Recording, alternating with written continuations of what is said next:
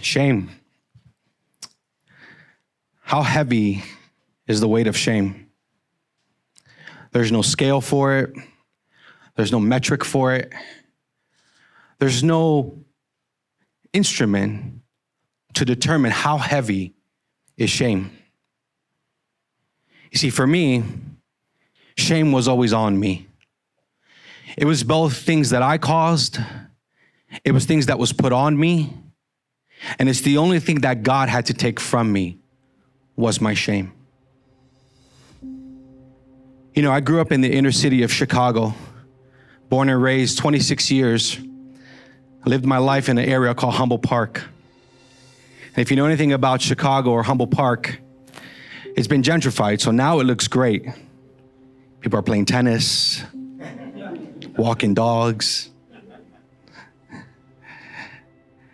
But when I grew up, it was full of gangs. It was full of poverty. It was filled with a lot of fear. Fear that as a young boy, as a young man, I remember crossing the street, and I grew up in an area where the Latin Kings were, and I crossed the street, and I remember getting jumped by 10 Latin Kings. And it was interesting because the only reason why they stopped was because the kid I used to play baseball with remembered me. And he said, "Hey, looks like Benny." Leave him alone, he's good. I don't know how I got home, but I remember that as part of my journey growing up in an area where fear and worry were a big part. And so as a young boy, I need to tell you a little bit about my family, see, because there's a lot of shame there. See, my mom had me at 17 and my brother at 16. She was a young mom. My dad was an immigrant from Mexico. I remember the story my dad would tell me that he came on a boat. He came in a dump truck. I don't even know how he got to where he got to, but then he met my mom and they instantly fell in love. The story of my family was that my mom was trying to raise two young boys. And I remember that we were constantly struggling financially. We were constantly moving. I remember the long lines of us waiting to really get government cheese and powdered eggs. I remember the times where we were just struggling and we were trying to figure out life, and we kept moving from one neighborhood to the other neighborhood, and we never knew why. And then we always got a new car and never knew why. And the car would be gone, and then all of a sudden we get a new car, and then all of a sudden we'd move, and then the lights would come on, and then it would shut off, and there was all these different messages of confusion that I was getting. And you see, as a child in our neighborhood, right? We didn't know what was next. I didn't know what was next. And so I remember this house on Richmond, because that seemed to be the place where I remember all of my worst memories growing up. See, my mom, since I was young, was always selling marijuana. I remember even catching my mom as I got older. And one day I knocked on the door and I said, "Mom, are you there?" And I could see her running around spraying stuff. I said, "Mom, are you there?" And she opened the door, she goes, "Hey." I said, "Mom, are you smoking weed?" And I remember this is stuff that I saw growing up as a young boy. She would forget her marijuana buds and she would leave them, and I would pick them up, and I would think I knew what to do with them. I didn't. I remember the times that my dad was an alcoholic. And one day my mom called the cops on my dad. And I remember seeing from the third floor window, my dad being arrested and my mom busting his eye with a lighter because she was so angry.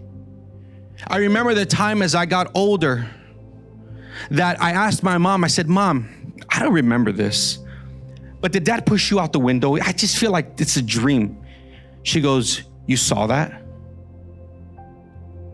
And I remember having to constantly go back and connect the dots as to all the secrets, all the shame, all the missed stories, all the things that I had questions about. I had to go back and ask. See, because I was ashamed of my family. We had all kinds of addictions. Now, don't get me wrong. There was some good things. Baseball games, trips to the park. There were times we went to the carnival. My dad would buy me a churro. My dad still remembers that too. That's like his claim to fame with me. Like, I bought you a churro. Okay. He's like, remember, mijo? I was like, I remember, Dad. And so in my family, we kept having all of these secrets, addiction. Remember a time when we were young, somebody ran up on my mom and she's carrying us. She's telling, please stop. And I didn't know what was going on. And what happened was my mom sold them a bad batch of drugs and they came back looking for her. It was in the same house. This was on North Avenue, and it's important to know the places because those were vivid memories of things that had happened to me.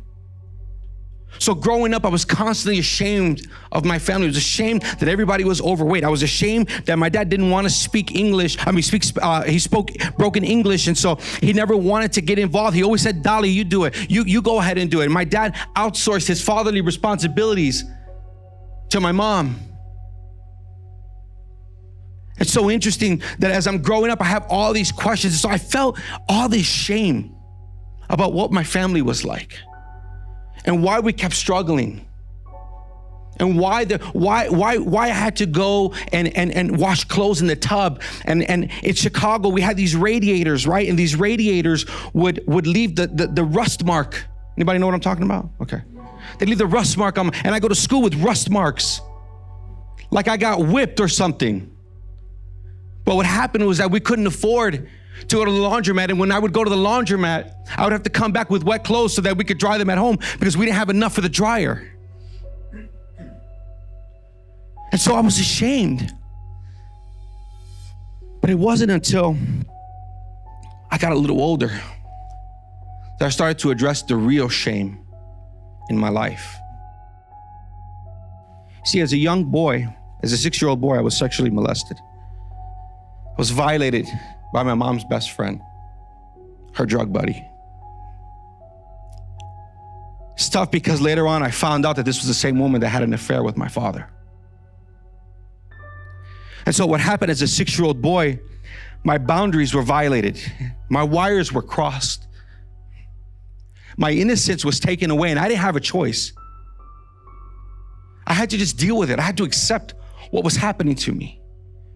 And I would remember this one time where my mom and dad were in the house and I was on the couch and we were watching this show. It's called Fatal Vision. I think it was an episode. And I'm sitting on this couch and as a little boy, I'm sitting here and all of a sudden she puts a pillow over my lap. She lays her head on my lap and she says, don't tell your parents you don't want them to be mad at you. And I remember my mom walking by and looking straight at the TV. And she began to molest me right there. My mom just walked by and there was nothing I could do. I didn't know how to say anything. I didn't know how to say, Mom, help. I didn't want my mom to be mad at me. So as a young boy, the message I got was, don't share your secrets. You don't want people to be mad at you. And so I hid my secret. I hid my secret as a young boy. And I remember about maybe 7 or 8 years old, a few years after that, I hadn't told anybody. I stumbled upon my uncle's porn collection underneath the bed.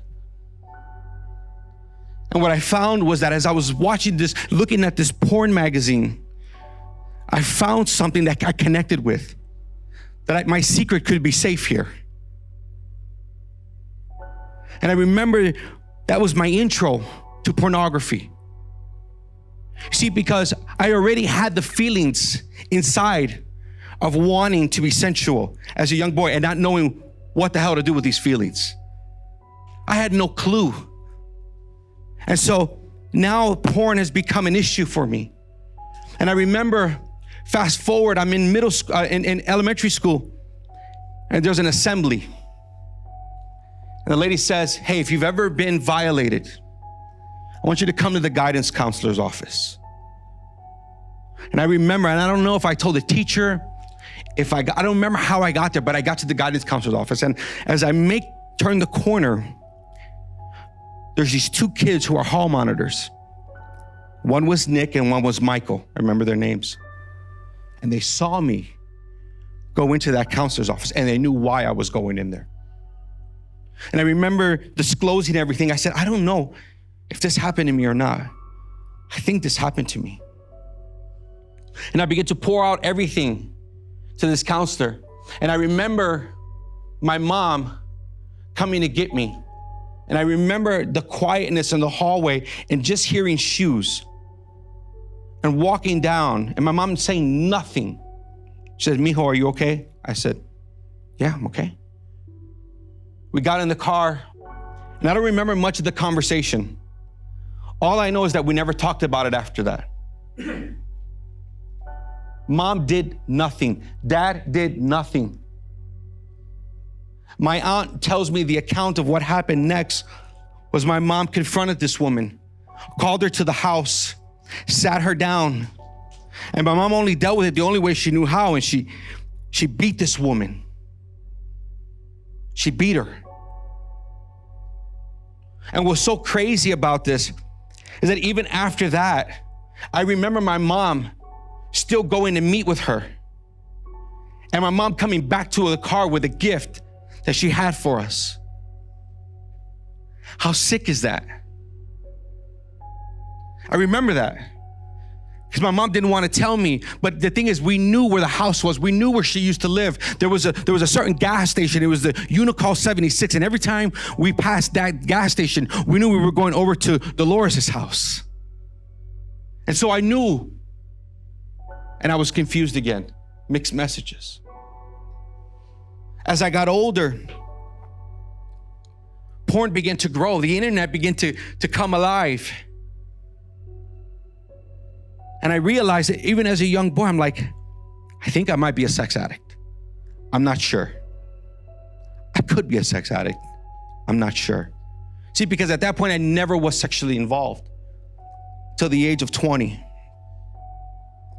You know, oftentimes people say, I don't have any regrets. I do. I regret giving away my virginity. I regret it. I regret it. I regret it.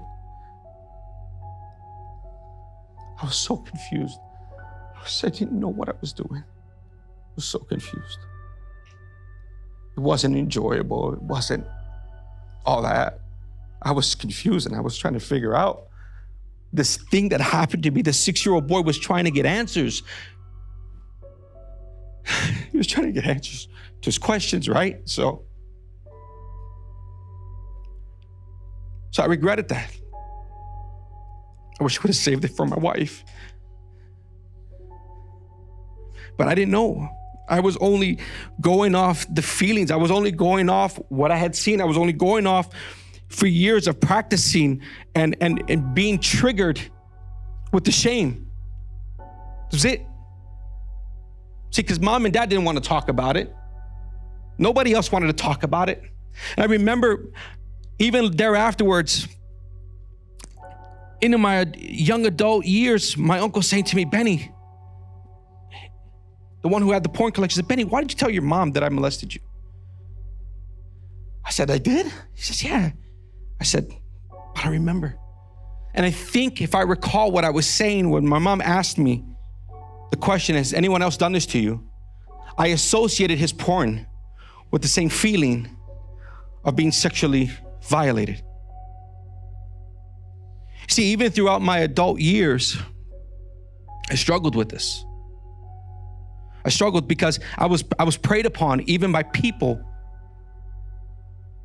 who called themselves godly.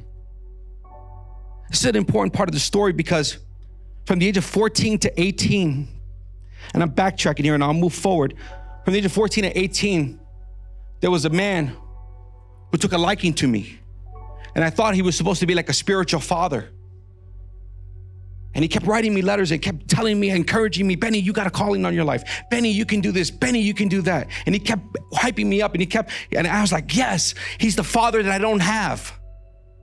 See, because my dad was visible, but was not present. I could see him, but I couldn't feel him. And so he waited, this man who for 4 years would say these things to me, waited till I was 18. And he was a minister, and he made a sexual advance at me.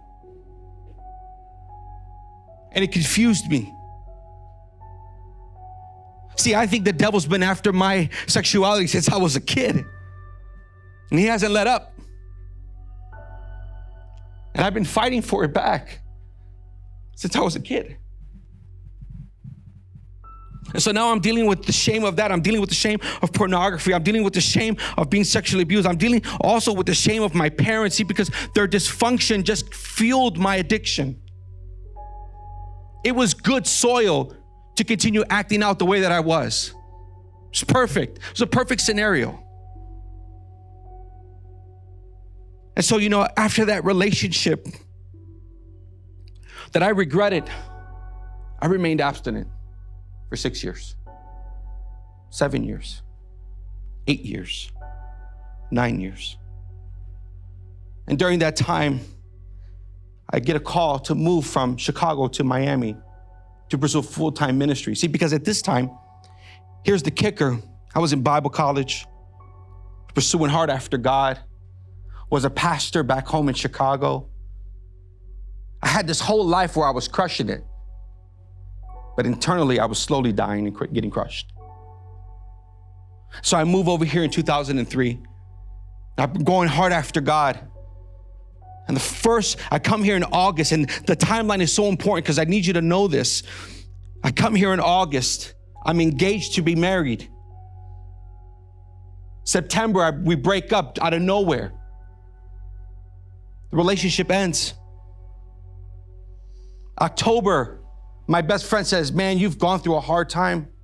That girl's no good for you. I'm gonna come down and spend time with you. I'm gonna stay in your house. I'm gonna be with you during this tough time. November, he tells me he's gonna marry this woman who I just broke up with.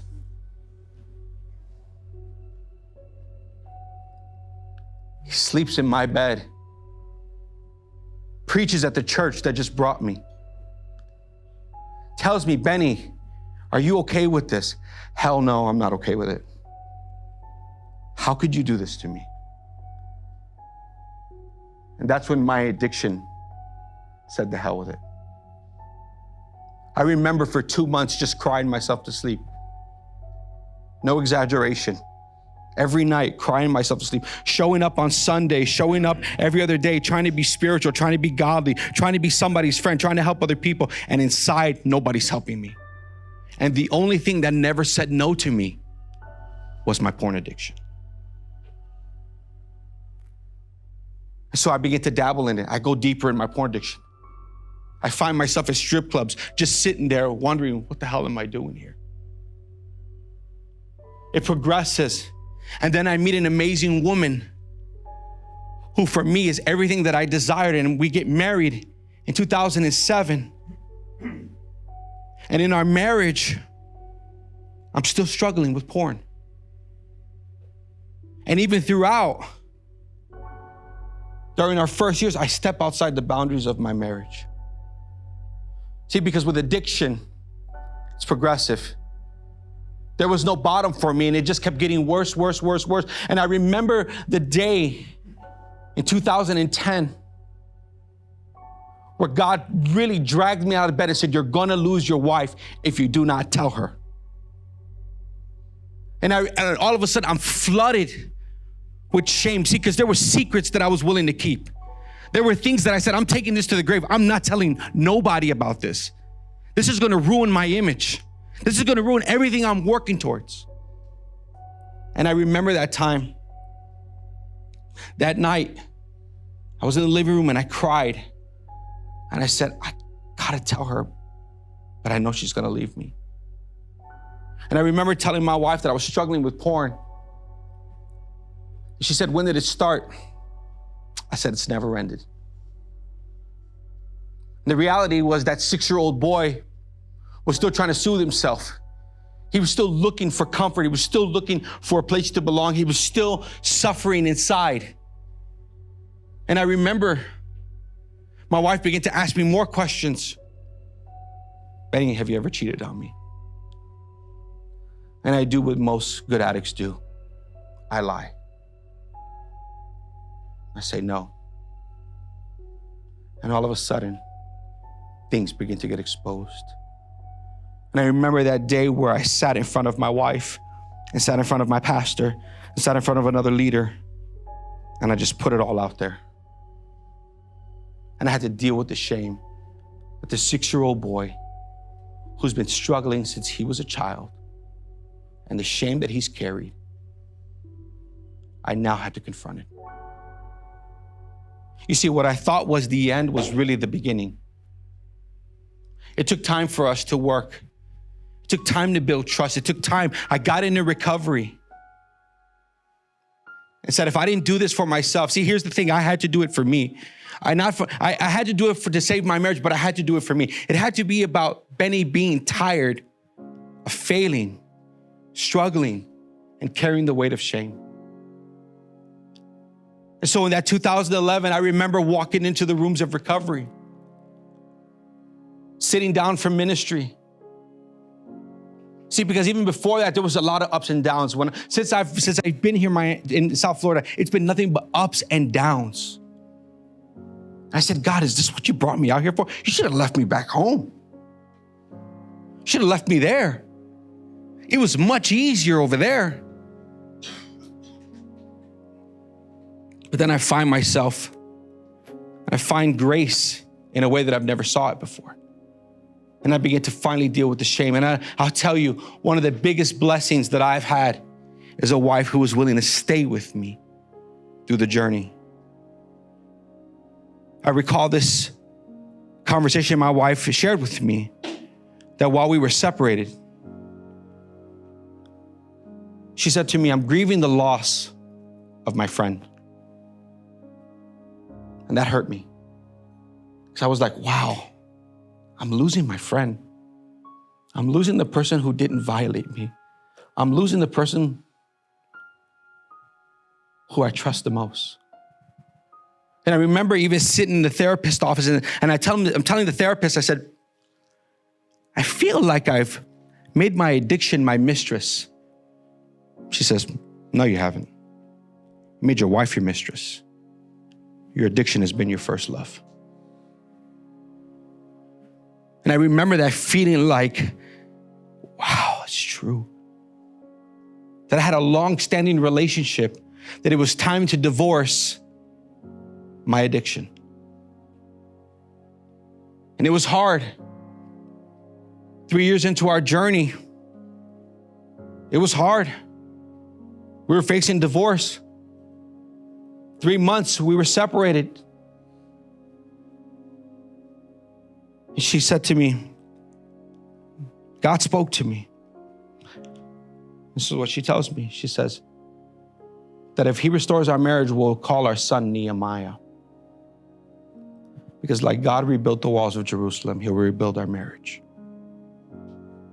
And I got to tell you, I have a beautiful son named Nehemiah. I have a beautiful daughter named Noah. And it's all because of the grace of God.